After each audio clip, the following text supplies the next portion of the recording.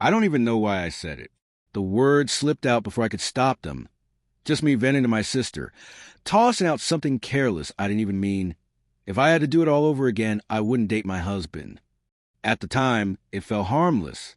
A thoughtless release of frustration, nothing more. But then I saw his face. He had been standing there, just out of sight. He'd heard every word.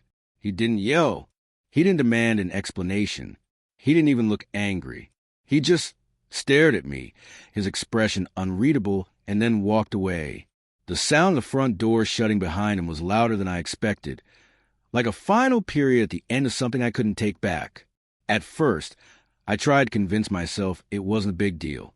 Couples fight. People say things they don't mean. It happens. But as the hours passed and he didn't come home, unease began to creep in. I texted once. Then again, no reply. That's when the sinking feeling set in. What if this wasn't just about a comment? What if I had hit a nerve I didn't even know was exposed? What if I had planted a seed of doubt in his mind?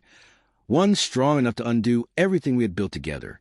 I tried to laugh it off of my sister, pretending he was just being dramatic, that he'd cool down and come back.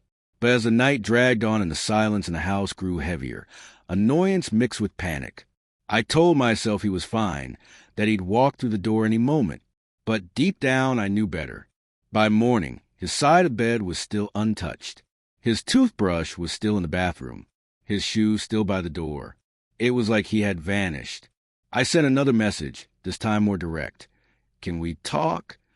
Still nothing. The silence felt unbearable. I wanted to be angry at him, to call him childish for ignoring me over something so small. But no matter how I tried to justify it, the knot in my chest only tightened. For the first time, I wondered, had I gone too far? Was he really done with me? The thought terrified me. By the second evening, the quiet in the house was suffocating. Then, finally, I heard the front door open. Relief surged through me, until I saw him. Derek walked in calm as ever, but there was something different about him. Something steady, resolved. We need to talk, he said. His voice was calm, almost cold. I tried to brush it off with a joke, a sarcastic comment. But his calmness shook me more than anger ever could.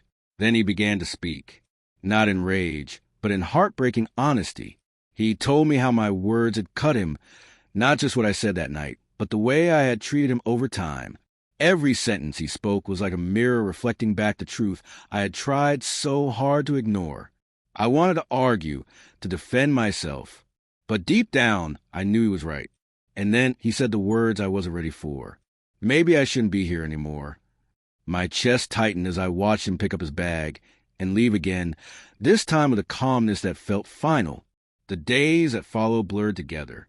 The house, once filled with his presence, felt hollow and suffocatingly quiet.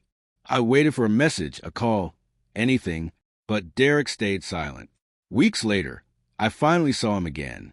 He looked different, better, healthier, like a man who had laid down a heavy weight. And he wasn't alone.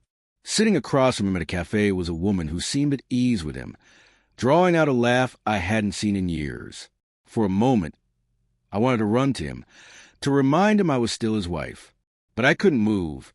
All I could do was watch the man I had taken for granted find happiness in a life without me. That's when the truth hit me in full. This wasn't just about one careless comment. It was years of dismissing him, years of acting like he wasn't enough. And now, he had finally chosen himself instead of waiting for me to change. As much as it broke me, I knew he was right. For the first time, I wasn't just alone. I was face to face with the damage I had caused. And I realized something I should have seen long ago. The problem was never Derek. It was me.